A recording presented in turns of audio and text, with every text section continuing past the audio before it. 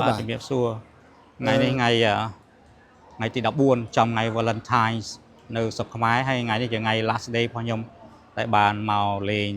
ស្រុកខ្មែរជិត3អាទិត្យមិនមែនមកលេងទេគឺជូនដំណើរម្ដាយខ្ញុំត្រឡប់មកនៅស្រុកខ្មែរវិញដោយសារខ្ញុំបានធានាគាត់ទៅនៅស្រុកអាមេរិកនេះជិត2ឆ្នាំហើយគាត់មានវ័យជរាគាត់អត់ចេះនៅស្រុកគេអញ្ចឹងគាត់ក៏សុំត្រឡប់មកកាន់ស្រុកខ្មែរវិញហើយគាត់បោះបង់សិទ្ធិរស់នៅស្របច្បាប់នៅសហរដ្ឋអាមេរិកហ្នឹងហើយបាទបងអូនជួយប្រាប់បានទេម្ដាយទៅដល់នោះហើយទៅដល់នោះបើតាមបងដឹងថាមានការថែទាំមនុស្សចាស់ពិសេសណាស់នៅលើលោកនេះសេវាថែទាំមនុស្សចាស់នៅសហរដ្ឋអាមេរិកហ្នឹងគឺដិតដល់យកចិត្តទុកដាក់មែនទែនបាទជាការពិតវិស័យផ្នែកសុខាភិបាលនៅស្រុកអាមេរិកគឺជាអាមេរិកកាំងគឺពិសេសវិសាលមែនទែនផ្នែកវិស័យសុខាភិបាលរបស់គេហ្នឹងគេមិនទៀមទាតល់តែអ្នកនឹងមានលុយឬក៏អត់លុយទេអ្នកណាក៏ត្រូវបានថែទាំស្មើភាពគ្នាដែរនៅហ្នឹងណាហើយចំពោះម្ដាយខ្ញុំហ្នឹងគាត់មានឱកាសធំធេងណាស់ដែលគាត់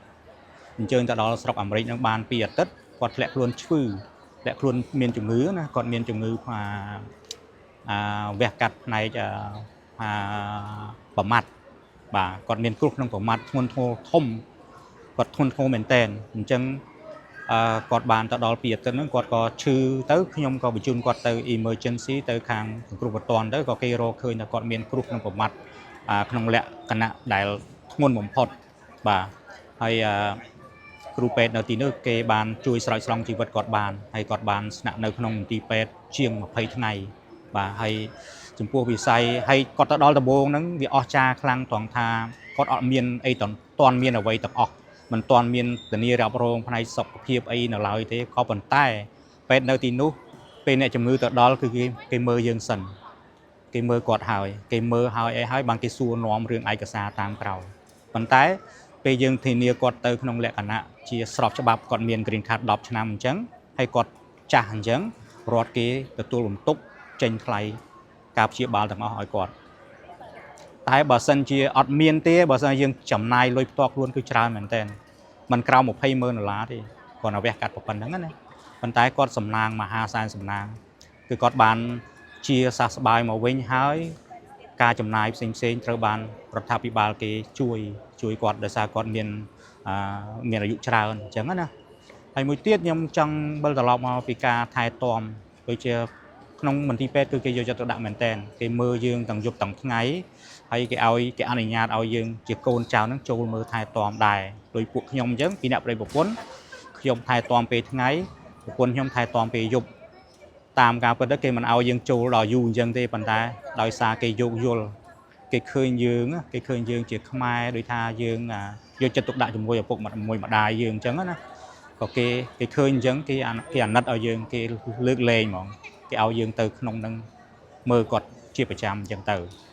នឹងមួយទី2ក្រោយពីគាត់ចេញពីផ្ទះមកហើយហ្នឹងគឺគេមានបញ្ជូនជាពេទ្យជាអីមកដល់ផ្ទះយើងដើម្បី follow up ដើម្បីមើលគាត់មើលអំពីអាការៈរបស់គាត់អីអញ្ចឹងណាតាមដានគាត់ថាគាត់នឹងយ៉ាងម៉េចហើយមានទាំងពីnurse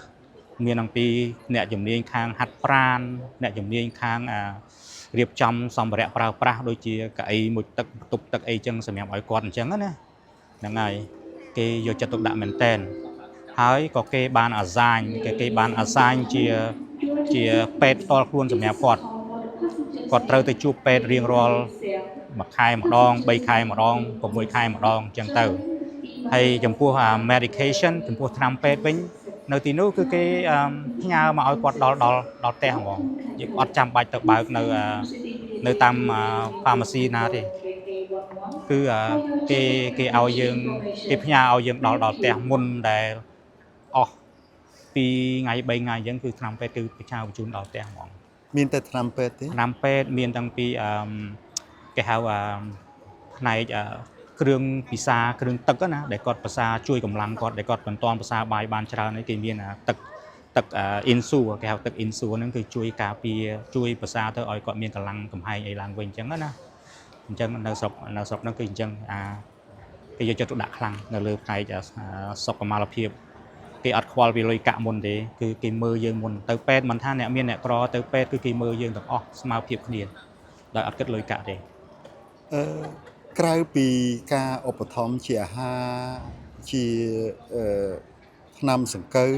មានផ្ដល់អីពិសេសលើនឹងទៀតទេដែលប្រទេសដទៃគ្មានហើយអាមេរិកមានបាទ អូអាមេរិកសម្ពោះមនុស្សចាស់ម្ដាយខ្ញុំដំបូងគេឲ្យតាំងអាហាររូបត្ថម្ភផ្សេងទៀតណោះមិនត្រឹមតែនេះគេឲ្យចំណីអាហារក្នុងមួយខែគេផ្ញើអាហារបំពន់គេផ្ញើម្ហូបអាហារទាំងកេះយកមកដល់ផ្ទះទៀតគេឲ្យគាត់ភាសាហើយយើងមិនបានសុំគេទេគឺគេផ្ញើឲ្យដល់ផ្ទះហើយនិយាយឲ្យអស់គេទៅខ្ញុំមិនបានស្នើសុំគេទេគេផ្ដល់គាត់ចាស់អញ្ចឹងគេរត់គេឲ្យគាត់លុយកាក់បន្តិចបន្តួចសម្រាប់ទិញម្ហូបភាសាទៀតផងខ្ញុំអត់បានដាក់សុំអីឲ្យគាត់ទេគឺគេឲ្យហ្មងគាត់គឺគេឲ្យគាត់ស្វ័យប្រវត្តិអញ្ចឹងហ្មងដោយសារគាត់ចាស់គាត់អាយុលើសពី70ឆ្នាំអញ្ចឹងណាគេឲ្យគាត់ឲ្យគាត់មានជំងឺអញ្ចឹងផងប៉ុន្តែដោយសារគាត់ចាស់គាត់អត់ចេះនៅស្រុកគេថាអញ្ចឹងទៅគាត់ទាមទារត្រឡប់មកស្រុកខ្មែរវិញតែបើសិនជាគាត់នៅបាន5ឆ្នាំគាត់អាចទទួលបានលុយដែលរដ្ឋគេជួយទៀតប៉ុន្តែយើងមិនគិតដល់ចំណុចហ្នឹងទេធ្វើម៉េចឲ្យគាត់នៅបានស្រួលអីចឹងណាដើម្បីមានពេទ្យព្យាបាលល្អអញ្ចឹងប៉ុន្តែដោយសារគាត់មិនអាចនៅបានគាត់ធ្លាប់នៅស្រុកខ្មែរគាត់ធ្លាប់ចង់បានអីគាត់បានភ្លាមណាជាពិសេសចំណីអាហារម្ហូបអាហារផ្សេងអីចឹងផ្លែឈើអីចឹងទៅគាត់មានការលំបាកក្នុងការរស់នៅស្រុកអាមេរិកបើសិនជាគាត់ក្មេងជាងហ្នឹងប្រហែលជាគាត់អាចងាយស្រួលក្នុងការរស់នៅប៉ុន្តែគាត់រៀងចាស់ច្រើនអញ្ចឹងហើយគាត់មានជំងឺប្រចាំកាយអញ្ចឹងទៀតគាត់ទាមទារត្រឡប់មកស្រុកខ្មែរវិញអញ្ចឹងខ្ញុំក៏បញ្ជូនគាត់មកវិញតាមអ្វីដែលគាត់ចង់បានអញ្ចឹងណាបាទពេលដែលគាត់ចេញពីពេទ្យហើយហ្នឹងតើមានការទំនុកបំរុងឧបត្ថម្ភជាថវិកាអីទេបាទអត់មានទេព្រោះដោយសារគាត់មាន green card ទៅបាន10ឆ្នាំអញ្ចឹងហើយយើងទៅរស់នៅបាន2ឆ្នាំអញ្ចឹងយើងអត់ទាន់បានទទួលអ្វីនៅឡើយទេ